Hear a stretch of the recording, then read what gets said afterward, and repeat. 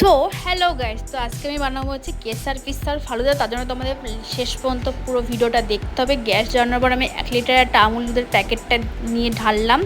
তো চলো, এখানে ড্রাই ফ্রুট আর শিয়া সিসের প্যাকেট নিয়ে নিয়েছি, আর এখানে দুধটা আমি ভালো করে ফুটালাম। দুধ ফোটানোর পর আমি এই জিনিসগুলো পুরোটা দিয়ে দেবো, আর পুরোটা দিয়ে দিলাম। আর তোমরা যদি কেউ মিষ্টি বেশি খেতে পারো, অল্প তুমি মিষ্টি দিতে পারো, বাট আমি অত মিষ্টি খাই না বলে মিষ্টি আমি দিলাম না। তো চলো, এটা এবার ভালো করে ফোটাতে দিতে হবে। তো তারপর একটা ফালুদার প্যাকেট নিলাম, যেটা হচ্ছে 200 গ্রামের, মানে 1 লিটার দুধে তুমি 200 গ্রামটা দিতে পারো পুরোপুরি। তো আমি এখানটা প্যাকেটটা কেটে ঢেলে দিলাম। তো চলো, এটা এবার ঢেলে দেওয়ার পরে অনেকক্ষণ ফুটতে দিতে হবে, বেশিক্ষণ লাগে না অবশ্য বানাতে। দেখতে পাচ্ছ যে এবার এটা ফুটছে।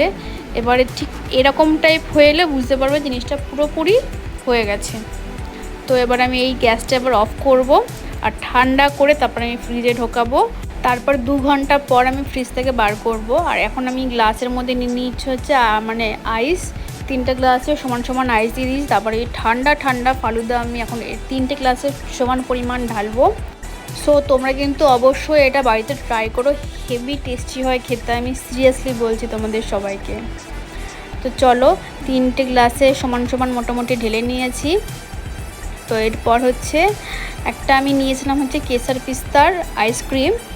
তো এটা আমি এর ওপর তোমরা চাইলে অনেকে দিতে পারো, অনেকে নাও দিতে পারো, বাট আমার খুব ভালো লাগে আইসক্রিম খেতে। তো আমি এর ওপর একটু আইসক্রিম দিলাম 3টেতে সমান সমানভাবে।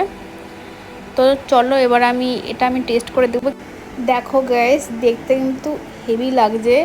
এবারে খেয়ে দেখতে হবে জিনিসটা কীরকম হয়েছে। চলো, লেটস ট্রাই। সিরিয়াসলি বলছি গাইস, অসাম হয়েছে, অসাম। প্লিজ তোমরা যারা লাইক কমেন্ট সাবস্ক্রাইবটা করনি, সাবস্ক্রাইবটা করে দিন। নতুন নতুন ভিডিও আরও আবার আসবে। তো আপাতত টাটা। তোমরা এটা কিন্তু ট্রাই করে হেভি খেতে।